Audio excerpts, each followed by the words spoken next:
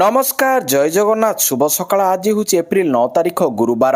आसतु आज गुरुत्वपूर्ण खबर देखा। आपण भल पाइबा स्वरूप गोटे गोटे लाइक निश्चय करदे। आज प्रथम खबर राउरकेला विमान दुर्घटनार आसिला तदंत रिपोर्ट। राउरकेला विमान दुर्घटनार आसिला तदंत रिपोर्ट। ऑयल प्रेशर कम जोगु दुर्घटना घटिथिबा सूचना मिलिला। गत जनवरी 10 तारिख राउरकेला प्लेन क्राश होइतिला। विमान दुर्घटना तदंत ब्यूरो होइतिबा दुर्घटनार तदंत रिपोर्ट रे फ्यूएल सप्लाई बंद हेबा जोगु दुर्घटना घटिथिबा जणा पड़िछि। ऑयल प्रेशर कम हेबा जोगु दुर्घटना घटिथिला। 30 नटिकाल माइल पूर्व ऑयल प्रेशर असुविधा देखा देइथिला। इंजिन को सप्लाई होई पारि नथिला तेल। इंजिन को संपूर्ण तेल बंद हो जाइथिला। ब्राह्मणी नदी पठारे प्रथमे लैंड करिबारे विफल हेबारु एहाकु पुणी उड़ाई नै खाली पड़ियारे लैंड करथिले पायलट। परवर्ती खबर उछिला शेयर बजार पुणी बढ़िला सुना। पश्चिम एशिया अस्त्रविरति एवं अशोधित तैल मूल्य रे तीव्र ह्रास जोगु एशिया बजार रे तीव्र वृद्धि घटिछि। एहार प्रतिफलन घरोई स्टॉक बजार उपरे मध्य पड़ुछि। प्रारंभिक कारोबार रे बीएसई सेंसेक्स 2700 पॉइंट रु अधिक वृद्धि पाइथिला। जेतेबेले नेशनल स्टॉक एक्सचेंज रो निफ्टी 50 सूचकांक 24000 पाखापाखी पहुंचीथिला। सेबडे ईरान अमेरिका युद्ध विरति परे पुणी बढ़िछि सुना दर। 24 कैरेट सुना दर 10 ग्राम पिछा 3980 टंका वृद्धि घटी 1,53,820 टंका होइछि। परवर्ती खबर राज्य रे खोलिला चाकरी पेड़ी। राज्य रे 1363 जूनियर रेवेन्यू असिस्टेंट पदवी पाई फिटिला बाट। सबु जिलापालंकु चिठी लेखिले राजस्व विभाग। सबु जिलापालंकु चिठी लेखिले राजस्व सचिव। राजस्व विभाग रे बड़ नियुक्ति सुजोग। राज्यर राजस्व प्रशासन को आहुरी सुदृढ़ करबा निमंते ओडिशा सरकारक द्वारा 1363 जूनियर रेवेन्यू असिस्टेंट पदवी को सीधा सड़क नियुक्ति माध्यम रे पूर्ण करबा पाई स्वीकृति मिलिछि। एही नियुक्ति निमंते अर्थ विभाग प्रमुख शासन सचिवक अध्यक्षता रे गठित कमिटर बैठक रे उक्त निष्पत्ति ग्रहण करा जायछि। एही संपर्क रे राजस्व विपर्यय परिचालना विभाग अतिरिक्त मुख्य शासन सचिव डॉक्टर अरविंद पाढ़ी जिलापाल मानकु चिठी लिखिछन्ति। पदवी गुड़िकु राज्यर 30 टी जिल्ला रे सीधा सड़क नियुक्ति प्रक्रिया माध्यम रे पूर्ण करा जिवो। परवर्ती खबर बेगुनिया को सीएम को 36 टी प्रकल्प भेटी। बेगुनिया रे 36 टी प्रकल्पर शिलान्यास शुभारंभ करिसंति मुख्यमंत्री मोहन माझी। 40,811 कोटी टंकार प्रकल्पर शिलान्यास शुभारंभ करिसंति। 59,000 रु अधिक लोकंकु मिलिबो नियुक्ति सुजोग।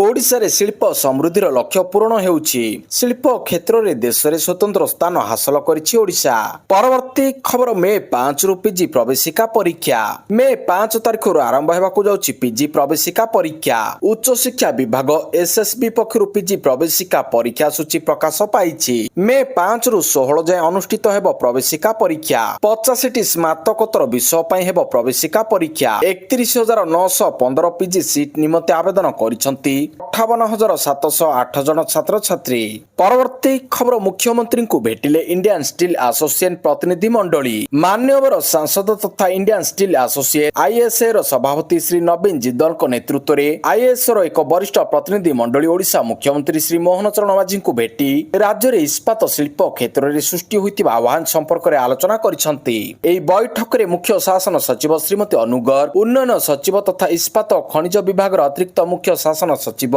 श्री देवरंजन कुमार सिंह, शिल्प विभाग अतिरिक्त मुख्य शासन सचिव श्री हेमंत कुमार शर्मा, मुख्यमंत्री अतिरिक्त मुख्य शासन सचिव श्री शाश्वत कुमार मिश्र, ओएमसी अध्यक्ष श्री गिरीश एसएन और ओएमसी परिचालना निर्देशक श्री सुधांशु मोहन सामल प्रमुख उपस्थित थिले। परवर्ती खबर सोशल मीडिया रे लागिबो अश्लील भाषा अंकुश। सोशल मीडिया रे अश्लील भाषा प्रयोग कले हेबो कड़ा एक्शन। एनी सूचना देइछन्ति आईन मंत्री पृथ्वीराज हरिचंदन। अपशब्द व्यवहार उपर अंकुश पई प्रस्ताव देइछन्ति आईन कमिशन। अपशब्द घृणित अपराध एक्ट लागू करबाकू जाउछन्ति सरकार। सोशल मीडिया कुचित हेबाकू आरंभ हलानी। परवर्ती खबर वर्षा ऋतु मध्य मौसुमी हेब दुर्बल बढ़ीजिव चाषी चिंता। एलिनो प्रभाव ए वर्ष वर्षा कम। चलित वर्ष कम होई पारे वर्षा। स्वाभाविक ठारू 6% कम वर्षा हेबाकू नै पूर्वानुमान करिछि विदेशी संस्था स्काईमेट। समग्र भारत रे ए वर्ष कम मौसुमी वर्षा संभावना रहिछि। तेबे एल निनो रो प्रभाव ओडिशा उपरे पड़ि न पारे बोली कहिसंती सीईसी मुख्य शरद चंद्र साहू। ପୂର୍ବରୁ ମୌସୁମୀ ଉପରେ ଏଲିନିନୋର ପ୍ରଭାବ ଥାଇ ମଧ୍ୟ ତାହା ଓଡ଼ିଶା ଉପରେ କାର୍ଯ୍ୟ କରିନାହିଁ ବୋଲି ସେ କହିଛନ୍ତି। 2025 ମସିହା 2023ରେ ଏଲିନିନୋ ପ୍ରଭାବ ରହିଥିଲା, କିନ୍ତୁ ଓଡ଼ିଶାରେ ସ୍ୱାଭାବିକ ବର୍ଷା ରେକର୍ଡ ହୋଇଥିବା ମଧ୍ୟ ତଥ୍ୟ ରହିଛି। ପରବର୍ତ୍ତୀ ଖବର, ଭାରତୀୟଙ୍କ ପାଇଁ ଆଡଭାଇଜାରୀ ଜାରି କଲେ କେନ୍ଦ୍ର ସରକାର। ଆମେରିକା ଇରାନ ଯୁଦ୍ଧବିରତି ମଧ୍ୟରେ କେନ୍ଦ୍ର ସରକାର ଭାରତୀୟମାନଙ୍କ ପାଇଁ ଏକ ଆଡଭାଇଜାରୀ ଜାରି କରିଛନ୍ତି, ଯେଉଁଥିରେ ଭାରତୀୟମାନଙ୍କୁ ଯଥାଶୀଘ୍ର ଇରାନ ଛାଡ଼ିବାକୁ ନିର୍ଦ୍ଦେଶ ଦିଆଯାଇଛି। ଏପରିକି କେନ୍ଦ୍ର ସରକାର ଭାରତୀୟମାନଙ୍କ ପାଇଁ ହେଲ୍ପଲାଇନ୍ ନମ୍ବର ମଧ୍ୟ ଜାରି କରିଛନ୍ତି। ଦୂତାବାସ ଆଡଭାଇଜାରୀରେ କୁହାଯାଇଛି, ଏପ୍ରିଲ 7, 2026 ଘଟଣାର ସ୍ଥିତିକୁ ଦେଖି ଇରାନରେ ରହୁଥିବା ଭାରତୀୟ ନାଗରିକଙ୍କ ପାଇଁ ଦୂତାବାସ ତରଫରୁ ଜାରି ହୋଇଥିବା ମାର୍ଗଦର୍ଶନ ପାଳନ କରନ୍ତୁ। ତୁରନ୍ତ ଇରାନ ଛାଡ଼ି ଚାଲିଯାଆନ୍ତୁ। ଦୂତାବାସ ସହିତ ସମ୍ପର୍କ ନ କରି ଅନ୍ତରାଷ୍ଟ୍ରୀୟ ସୀମା ଯାଏ ନ ଯିବାକୁ କୁହାଯାଇଛି। ପରବର୍ତ୍ତୀ ଖବର, ଛତାର ସେବକ ନିଲମ୍ବିତ।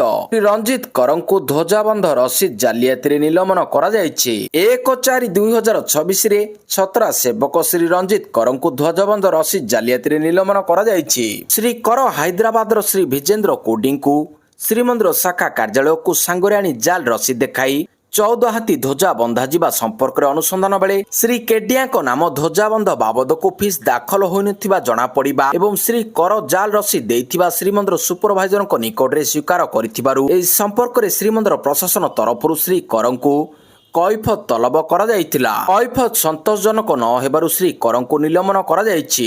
ପରବର୍ତ୍ତୀ ଖବର, କ୍ଷମା ମାଗିଲେ ମଲ୍ଲିକାର୍ଜୁନ ଖଡଗେ। କେରଳ ବିଧାନସଭା ନିର୍ବାଚନ ପ୍ରଚାର ସମୟରେ ଗୁଜରାଟ ଲୋକଙ୍କ ଉପରେ ଦେଇଥିବା ଟିପ୍ପଣୀକୁ ନେଇ କଂଗ୍ରେସ ଅଧ୍ୟକ୍ଷ ମଲ୍ଲିକାର୍ଜୁନ ଖଡଗେ କ୍ଷମା ମାଗିଛନ୍ତି। ସେ ଜାଣିଶୁଣି ଏଭଳି ଟିପ୍ପଣୀ ଦେଇନଥିଲେ, ଆଉ ଏହାକୁ ଜାଣିଶୁଣି ଭୁଲ ଭାବରେ ଦର୍ଶାଯାଉଛି। ତଥାପି ସେ ଦୁଃଖିତ ବୋଲି କହିଛନ୍ତି। ଖଡଗେ ନିଜ ସୋସିଆଲ ମିଡିଆ ଏକ୍ସରେ କହିଛନ୍ତି, ନିକଟରେ କେରଳରେ ଦିଆଯାଇଥିବା ମୋର ଏକ ନିର୍ବାଚନୀ ଭାଷଣରେ କିଛି ଟିପ୍ପଣୀକୁ ଜାଣିଶୁଣି ଭୁଲ ଭାବରେ ସମାଲୋଚନା କରାଯାଇଛି। ତଥାପି ମୁଁ ନିଜ ତରଫରୁ ଦୁଃଖ ପ୍ରକାଶ କରୁଛି। ଗୁଜରାଟର ଲୋକଙ୍କ ପାଇଁ ମୋ ମନରେ ସବୁବେଳେ ସର୍ବୋଚ୍ଚ ସମ୍ମାନ ରହିଛି ଆଉ ରହିବ। ଏଠିକାର ଲୋକଙ୍କ ଭାବନାକୁ ଆଘାତ ଦେବା ମୋର କୌଣସି ଉଦ୍ଦେଶ୍ୟ ନଥିଲା। ପରବର୍ତ୍ତୀ ଖବର, 15 ଦିନ ପାଇଁ ଖୋଲିଲା ହରମୁଜ ପ୍ରଣାଳୀ। ମଧ୍ୟପ୍ରାଚ୍ୟରେ ବଢୁଥିବା ଉତ୍ତେଜନା ମଧ୍ୟରେ ଆମେରିକା ଏବଂ ଇରାନ ମଧ୍ୟରେ 2 ସପ୍ତାହ ପାଇଁ ଯୁଦ୍ଧବିରତି ଘୋଷଣା କରାଯାଇଛି, ଯାହା ଏକ ଗୁରୁତ୍ୱପୂର୍ଣ୍ଣ ସମୁଦ୍ର ପଥ ହରମୁଜ ପ୍ରଣାଳୀ ଉପରେ ସର୍ବାଧିକ ପ୍ରଭାବ ପକାଇଛି। ଦୁଇ ଦେଶ ମଧ୍ୟରେ ଚୁକ୍ତିନାମା ପରେ ଏହି ଜଳପଥକୁ 15 ଦିନ ପାଇଁ ଖୋଲିବାକୁ ନିଷ୍ପତ୍ତି ନିଆଯାଇଛି। ପ୍ରକୃତରେ ହରମୁଜ ପ୍ରଣାଳୀ ବନ୍ଦ ହେବା ଯୋଗୁଁ ସାରା ବିଶ୍ୱରେ ଗ୍ୟାସ୍ ଯୋଗାଣ ପ୍ରଭାବିତ ହେଉଥିଲା ଏବଂ ଭାରତ ମଧ୍ୟ ପ୍ରଭାବିତ ହୋଇଥିଲା। ବର୍ତ୍ତମାନ ଏହି ଜଳପଥକୁ 15 ଦିନ ପାଇଁ ଖୋଲିବା ପରେ ଏହା ଭାରତରେ ଏଲପିଜି ଏବଂ ଇନ୍ଧନ ଅଭାବ ଦୂର କରିବ କି ନା ନାହିଁ, ଏ ପର୍ଯ୍ୟନ୍ତ ରିଲିଫ ଉପଲବ୍ଧ ହେବ, ସେ ବିଷୟରେ ପ୍ରଶ୍ନ ଉଠିଛି। ପରବର୍ତ୍ତୀ ଖବର, ସଂସଦୀୟ ଦଳ ନେତା ପଦରୁ ସସ୍ମିତଙ୍କ ଇସ୍ତଫା। ବିଜେଡି ସଂସଦୀୟ ଦଳ ନେତା ପଦରୁ ସସ୍ମିତ ପାତ୍ର ଇସ୍ତଫା। ବିଜେଡି ସଭାପତି ନବୀନଙ୍କ ପାଖକୁ ପଠାଇଲେ ଇସ୍ତଫା ପତ୍ର। ତେବେ କାହିଁକି ଇସ୍ତଫା ଦେଲେ ତାହାର କାରଣ ଅସ୍ପଷ୍ଟ ରହିଛି। ବଡ କଥା ହେଉଛି, ଯିଏ ବିଜେଡି ସ୍ୱର ଥିଲେ, ଆଗ ଧାଡିର ନେତା ଥିଲେ, ସେ ଆଜି ଇସ୍ତଫା ଦେଇଛନ୍ତି। ଯଦିଓ ସସ୍ମିତ ପାତ୍ରଙ୍କ ଇସ୍ତଫା ଗଣମାଧ୍ୟମରେ ଚର୍ଚ୍ଚା ହେଉଛି, କିନ୍ତୁ ଏଯାଏଁ ତାଙ୍କର କୌଣସି ପ୍ରତିକ୍ରିୟା ମିଳିପାରି ନାହିଁ। ପରବର୍ତ୍ତୀ ଖବର, ଗୋ ମାଫିଆଙ୍କୁ ସରକାରଙ୍କ କଡ଼ା ଚେତାବନୀ। ସୁଧୁରି ଯାଉ ନଚେତ ସୁଧାରି ଦେବୁ। ଗୋ ମାଫିଆଙ୍କୁ କୌଣସି ପ୍ରକାରର କ୍ଷମା ଦିଆଯିବ ନାହିଁ, ଏ କଥା ପୂର୍ବରୁ ମୁଖ୍ୟମନ୍ତ୍ରୀ କହିସାରିଛନ୍ତି। ମତ୍ସ୍ୟ ଓ ପ୍ରାଣୀ ସମ୍ପଦ ମନ୍ତ୍ରୀ ଗୋକୁଳାନନ୍ଦ ମଲ୍ଲିକ ଏହି ସୂଚନା ଦେଇଛନ୍ତି। ସେ ଆହୁରି ମଧ୍ୟ କହିଛନ୍ତି, ଗୋମାତାଙ୍କ ସୁରକ୍ଷା ପାଇଁ ସରକାର ପ୍ରତିଶ୍ରୁତିବଦ୍ଧ।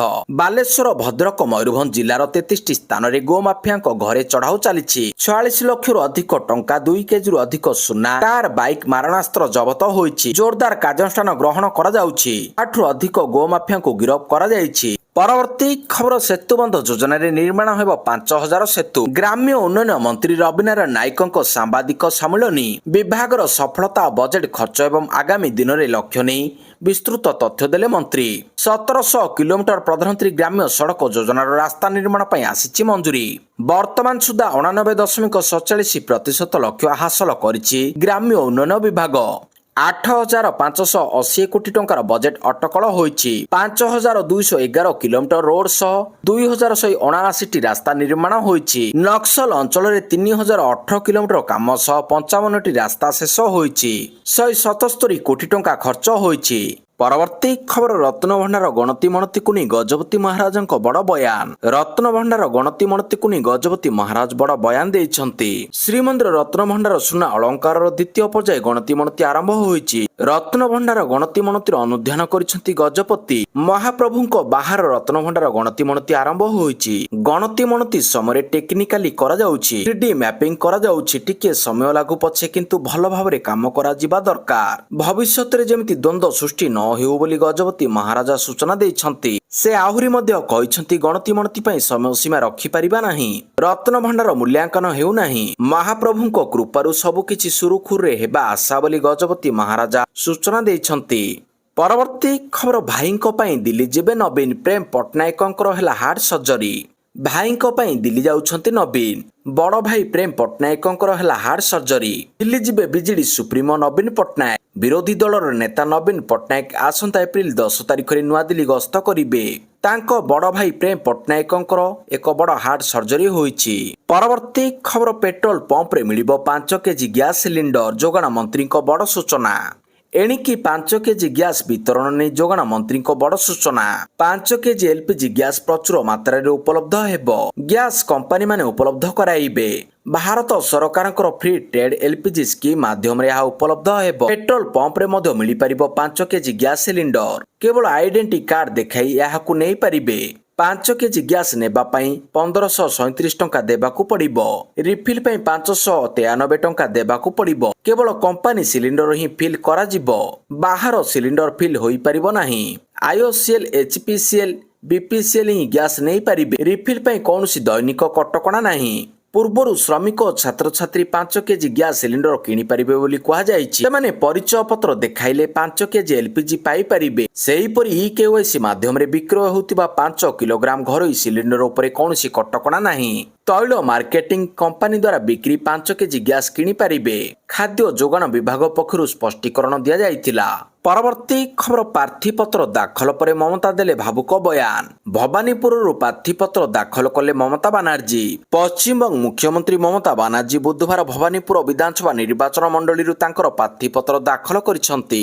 ଏଥିପାଇଁ ସେ ପୂର୍ବାହ୍ନରେ କାଲିଘାଟ ସ୍ଥିତ ତାଙ୍କ ବାସଭବନରୁ ପଦଯାତ୍ରାରେ ବାହାରିଥିଲେ। ପ୍ରାର୍ଥୀପତ୍ର ଦାଖଲ ନିମନ୍ତେ ତାଙ୍କର ଏହି ଅନନ୍ୟ କାର୍ଯ୍ୟକ୍ରମ ରାଜ୍ୟରେ ବିଜେପି ପରିବର୍ତ୍ତନ ଆହ୍ୱାନ ବିରୋଧରେ ତୃଣମୂଳ କଂଗ୍ରେସ TMCର ରାଜନୈତିକ ଜବାବ ବୋଲି କୁହାଯାଉଛି। ମମତାଙ୍କ ରାଲି ବିଚାରଧାରାର ପ୍ରଦର୍ଶନ ମମତା ବାନାର୍ଜୀଙ୍କ ସମର୍ଥକଙ୍କ ଭିଡ଼ ମଧ୍ୟରେ ଅଲିପୁର ସର୍ଭେ ବିଲ୍ଡିଂ ପର୍ଯ୍ୟନ୍ତ ରାଲିର ନେତୃତ୍ୱ ନେଇଥିବା ବେଳେ ସେହିଠାରେ ତାଙ୍କର ପ୍ରାର୍ଥୀପତ୍ର ଦାଖଲ କରିଛନ୍ତି।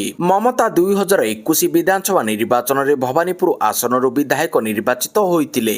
ଏହା ପୂର୍ବରୁ ବିଜେପି ପ୍ରାର୍ଥୀ ଶୁଭେନ୍ଦୁ ଅଧିକାରୀ ଗତ ସପ୍ତାହରେ ଅମିତ ଶାହଙ୍କ ଉପସ୍ଥିତିରେ ଏଠାରେ ପ୍ରାର୍ଥୀପତ୍ର ଦାଖଲ କରିଥିଲେ। ପରବର୍ତ୍ତୀ ଖବର, ମହିଳା ସଂରକ୍ଷଣ ବିଲ୍କୁ କ୍ୟାବିନେଟର ଗ୍ରୀନ୍ ସିଗ୍ନାଲ।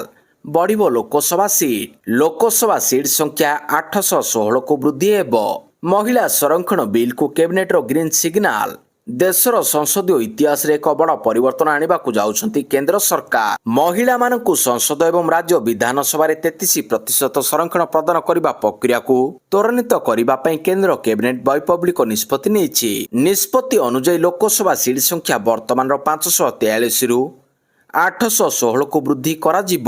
ପ୍ରଧାନମନ୍ତ୍ରୀ ନରେନ୍ଦ୍ର ମୋଦିଙ୍କ ଅଧ୍ୟକ୍ଷତାରେ ଅନୁଷ୍ଠିତ କ୍ୟାବିନେଟ ବୈଠକରେ 2ଟି ଗୁରୁତ୍ୱପୂର୍ଣ୍ଣ ସଂଶୋଧନ ବିଲ୍କୁ ମଞ୍ଜୁରୀ ମିଳିଛି। ପରବର୍ତ୍ତୀ ଖବର, ଅରୁଣାଚଳ ପ୍ରଦେଶରେ 1720 ମେଗାୱାଟ କମଳା ଜଳବିଦ୍ୟୁତ ପ୍ରକଳ୍ପକୁ କ୍ୟାବିନେଟ ମଞ୍ଜୁରୀ। 26,069 କୋଟି ଟଙ୍କା ନିବେଶ। ପ୍ରଧାନମନ୍ତ୍ରୀ ଶ୍ରୀ ନରେନ୍ଦ୍ର ମୋଦିଙ୍କ ଅଧ୍ୟକ୍ଷତାରେ ଅନୁଷ୍ଠିତ ଅର୍ଥନୈତିକ ବ୍ୟାପାର ସଂକ୍ରାନ୍ତ କ୍ୟାବିନେଟ କମିଟି ଅରୁଣାଚଳ ପ୍ରଦେଶର କମଲା, କ୍ରାଦାଦି ଏବଂ କୁରୁଙ୍ଗୁ କୁମେ ଜିଲ୍ଲାରେ କମଳା ଜଳବିଦ୍ୟୁତ ପ୍ରକଳ୍ପ HEP ନିର୍ମାଣ ପାଇଁ 26,069 କୋଟି ଟଙ୍କାର ନିବେଶକୁ ଅନୁମୋଦନ କରିଛନ୍ତି। ଏହି ପ୍ରକଳ୍ପର ସମାପ୍ତି ଅବଧି 96 ମାସ ହେବ ବୋଲି ଆକଳନ କରାଯାଇଛି। 1720 ମେଗାୱାଟ ସ୍ଥାପିତ କ୍ଷମତା ବିଶିଷ୍ଟ ଏହି ପ୍ରକଳ୍ପକୁ 6,870 MU ଶକ୍ତି ଉତ୍ପାଦନ ହେବ ବୋଲି ଆଶା କରାଯାଉଛି। ଏହି ପ୍ରକଳ୍ପରୁ ଉତ୍ପାଦିତ ବିଦ୍ୟୁତ ଅରୁଣାଚଳ ପ୍ରଦେଶ ରାଜ୍ୟରେ ବିଦ୍ୟୁତ ଯୋଗାଣକୁ ସ୍ଥିତିକୁ ସୁଦୃଢ଼ କରିବ, ସର୍ବାଧିକ ଚାହିଦା ପରିଚାଳନାରେ ସହାୟତା କରିବ, ଜାତୀୟ ଗ୍ରିଡ୍ ସନ୍ତୁଳନରେ ଯୋଗଦାନ ଦେବ ଏବଂ ବ୍ରହ୍ମପୁତ୍ର ଉପତ୍ୟକାରେ ବନ୍ୟା ନିୟନ୍ତ୍ରଣ ଲାଭ ପ୍ରଦାନ କରିବ। ପରବର୍ତ୍ତୀ ଖବର, ବିଜୁଙ୍କ ଶ୍ରାଦ୍ଧ ଦିବସରେ ଏକାଠି ହେବେ ବିଜୁ ଅନୁଗତ, ପଡ଼ିବ ନୂଆ ଦଳର ମୂଳଦୁଆ। ପ୍ରବାଦ ପୁରୁଷ ବିଜୁ ପଟ୍ଟନାୟକଙ୍କ ଶ୍ରାଦ୍ଧ ଦିବସରେ ବଳ କଷାକଷି ହେବେ ବିଜୁଙ୍କ ଅନୁଗତ। ବିଜେଡିରୁ କରଛଡ଼ା ଦେଇଥିବା ନେତା ଏବଂ ବିତାଡ଼ିତ ବିଜୁ ଅନୁଗତମାନେ ଏକାଠି ହୋଇ ଓଡ଼ିଶା ନାଗରିକ ମଞ୍ଚରେ ବିଜୁବାବୁଙ୍କ ଶ୍ରାଦ୍ଧ ଦିବସ ପାଳନ କରିବେ। ଆଉ ଏଇଠାରେ ହିଁ ଶକ୍ତି ପ୍ରଦର୍ଶନ ସହ ନୂଆ ଦଳ ଗଠନର ମୂଳଦୁଆ ପଡ଼ିବ ବୋଲି ଚର୍ଚ୍ଚା ହେଉଛି। ଏମିତିରେ ବିଜେଡି କହିଛି ବିଜୁ ଜନତା ଦଳକୁ ଛାଡ଼ିଦେଲେ ଆଉ କୌଣସି ଦଳ ଓଡ଼ିଶାରେ ତିଷ୍ଠିବ ନାହିଁ। ସେପଟେ ମନ୍ତ୍ରୀ ପ୍ରଦୀପ ବଳସାମନ୍ତ କହିଛନ୍ତି ବିଜୁ ଅନୁଗତଙ୍କ ନୂଆ ମଞ୍ଚ ବିଜେପିକୁ ଫାଇଦା ଦେବ। ବିଜୁ ବାବୁଙ୍କ ଶ୍ରାଦ୍ଧ ଦିବସରେ ଏକାଠି ହେବେ ବିଜୁ ଅନୁଗତ ଆଉ ଏଇଠାରୁ ହିଁ ପଡ଼ିବ ନୂଆ ଦଳର ମୂଳଦୁଆ। ଏପ୍ରିଲ 17ରେ ପ୍ରବାଦ ପୁରୁଷ ବିଜୁ ପଟ୍ଟନାୟକଙ୍କ ଶ୍ରାଦ୍ଧ ଦିବସ। ଏହି ଦିନ ଓଡ଼ିଶା ନାଗରିକ ମଞ୍ଚ ନାଁରେ ଏକାଠି ହେବେ ବିଜୁଙ୍କ ଅନୁଗତ। ପରବର୍ତ୍ତୀ ଖବର କଟକର ରାମଦାସପୁରରେ ପେଜ୍ ଇଣ୍ଡଷ୍ଟ୍ରିଜର ଆପ୍ରେଲ ୟୁନିଟ୍ ଉଦ୍ଘାଟିତ। ରାଜ୍ୟରେ ଶିଳ୍ପାୟନ ଓ ନିଯୁକ୍ତିରେ ନୂଆ ଅଧ୍ୟାୟ। ବ୍ୟାପକ ଶିଳ୍ପାୟନ ଯୋଗୁଁ ଆଗାମୀ ଦିନରେ ଓଡ଼ିଶାରେ ନିଯୁକ୍ତି ପାଇଁ ଆଉ ମାଇଗ୍ରେସନ ନ ହୋଇ ରିଭର୍ସ ମାଇଗ୍ରେସନ ହେବ ବୋଲି ମୁଖ୍ୟମନ୍ତ୍ରୀ ଶ୍ରୀ ମୋହନ ଚରଣ ମାଝୀ କହିଛନ୍ତି। କଟକ ଜିଲ୍ଲାର ରାମଦାସପୁର ଠାରେ ପେଜ୍ ଇଣ୍ଡଷ୍ଟ୍ରିଜ ପକ୍ଷରୁ ସ୍ଥାପିତ ଏକ ବୃହତ ଆପ୍ରେଲ ମାନୁଫ୍ୟାକ୍ଚରିଂ ୟୁନିଟ୍ର ଶୁଭ ଉଦ୍ଘାଟନ କରି ମୁଖ୍ୟମନ୍ତ୍ରୀ ଏପରି କହିଛନ୍ତି। ପ୍ରାୟ 750 କୋଟି ଟଙ୍କା ବିନିଯୋଗରେ ସ୍ଥାପିତ ଏହି ଉଦ୍ୟୋଗ ଦ୍ୱାରା 5800ରୁ ଅଧିକ ଯୁବକ ଯୁବତୀଙ୍କ ପାଇଁ ନୂତନ ନିଯୁକ୍ତି ସୃଷ୍ଟି ହୋଇଛି।